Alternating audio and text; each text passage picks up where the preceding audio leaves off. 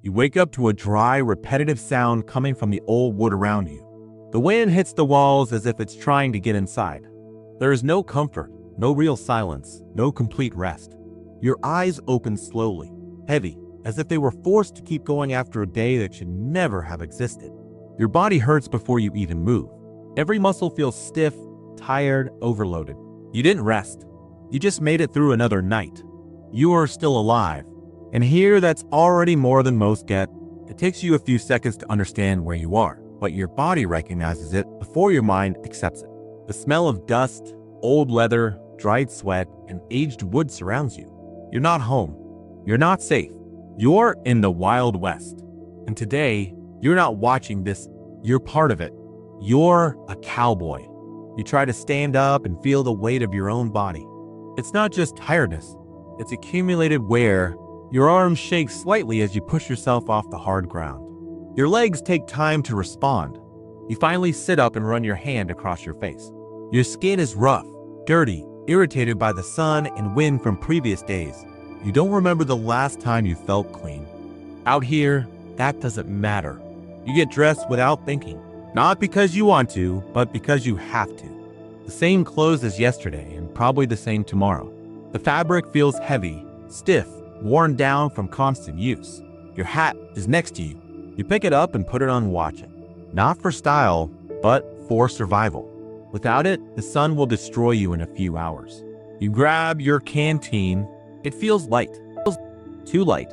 You open it and look inside.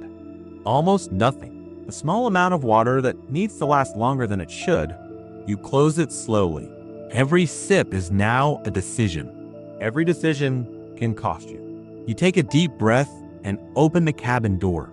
Morning light is already starting to rise on the horizon. The air is still cold, sharp, cutting into your lungs, but you know it won't last. In a few hours, this cold will turn into suffocating heat. Out here, nothing is balanced. Everything is extreme. You look around, dry land. No signs of comfort, no real shade, just a landscape that feels like it's designed to test your limits. The other men are already up. No one talks. No unnecessary words are exchanged. Out here, talking doesn't give you an advantage. Trust is not something that exists freely. Every man here is alone, even when surrounded by others. You walk toward the horse. It slowly lifts its head, tired, like every movement takes effort. You run your hand along its neck and feel bones under the skin. It's not in good shape, but it keeps going. Just like you mount and immediately feel the discomfort interest you. The saddle wasn't made for comfort. It was made to endure. You adjust your posture and try to ignore the pain. There's no alternative. You start moving. The sun rises quickly. Without transition, the cold disappears and the heat takes over. It's not pleasant. It's dry, direct, relentless. Dust rises with every step of the horse. It fills your mouth, your eyes, your lungs. You try to spit, wipe it away, ignore it. But it's everywhere. You breathe and feel the dryness increase. You scan the horizon constantly. Out here, danger doesn't announce itself. It appears, and when it does, it's usually too late. The silence around you is heavy, not peaceful, loaded, like something is always about to happen. Your eyes never rest. They analyze everything, every movement, every change, every detail out of place. Because here, the difference between life and death can be noticing something seconds earlier. Hours pass. Your body starts to feel the strain. Your back burns.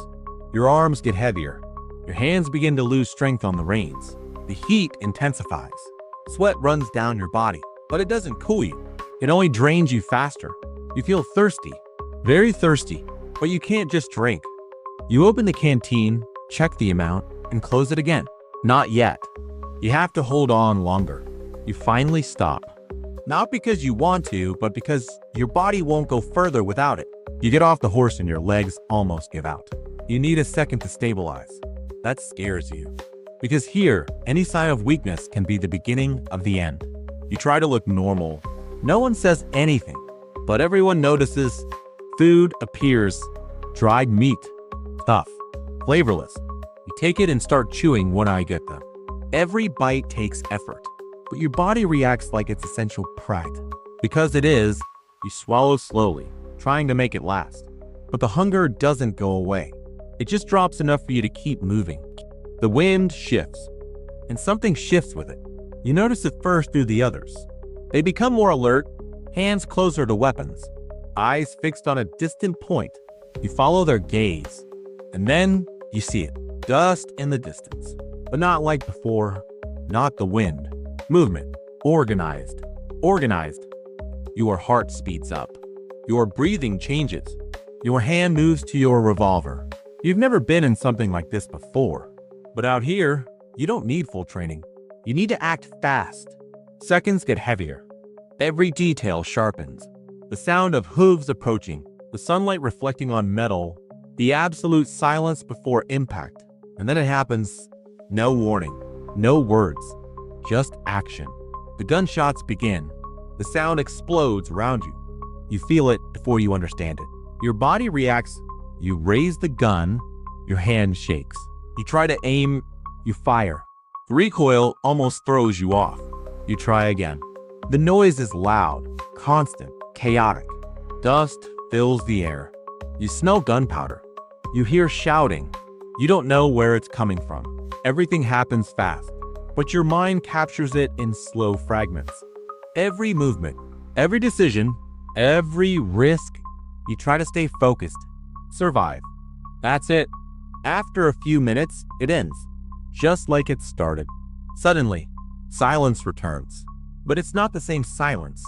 It's heavier, final. You look around. Some are still standing. Others are not. And in that moment, you understand something deep. Surviving here doesn't mean winning. It means you weren't the one chosen this time. You take a deep breath, but there's no real relief because you know this can happen again. At any moment, you mount the horse again. Your body is heavier. Your mind is more burdened. But you keep going because stopping is not safe. The sun is still high. The heat is still brutal. Your energy is lower. Your focus takes more effort. You realize you're getting slower, and that scares you because out here, slow can mean dead. You keep moving. Time feels strange. Every minute is long, but the day disappears fast. When you notice, the sun is already going down, and with it, another kind of danger arrives. Night. The temperature drops fast. The cold comes back hard, and with it, the sounds increase. Sounds you don't fully recognize. Movement in the dark. Animals. Maybe people you don't know, and that uncertainty is the worst part. You set up a simple camp. Nothing elaborate. Nothing truly safe. Just enough to get through the night. The fire is small. Controlled. Too much light attracts attention. And attention out here is risk. You sit down, exhausted. Your whole body hurts. Your mind is overloaded. But you can't shut it off. You remember what happened earlier. The shots, the tension, the ones who didn't make it. And you realize this isn't rare. This is normal. You look around. The other men are quiet. Each one inside his own head. Because out here, no one shares fear. Everyone carries their own plays, throws to our retees. Night moves forward. The cold gets worse. The fire fades. You try to rest, but you can't fully relax. Every sound wakes you. Every movement alerts you. You hold your weapon even lying down. Because out here, even sleeping is a calculated risk. Hours pass slowly. You enter a strange state. Not fully awake. Not fully asleep. Always ready. Always waiting. And that drains you more than anything physical. Finally, the first light appears again. Dawn. You made it through another day. But there's no victory, because you know it all repeats. The same cycle, the same tension, the same constant risk. You stand up again, more tired, more worn down, more aware of how everything can end at any moment. And then the truth becomes impossible to ignore. This isn't freedom. This isn't adventure. This isn't what stories tell. This is survival. Raw, brutal, without rules, without guarantees. Without safety. And in that moment, you understand something that changes everything. You don't belong here. You weren't made for this. Because in the Wild West, it doesn't matter who you are. It It doesn't matter what you know. The only thing that matters is how long you can last before something finally finds you.